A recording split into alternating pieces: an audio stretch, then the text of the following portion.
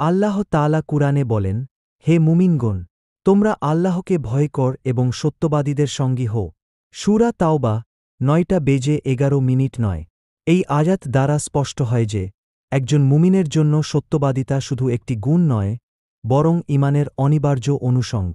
আবার বলেন, আল্লাহ তাদের পুরস্কার দিবেন তাদের সত্যতার কারণে।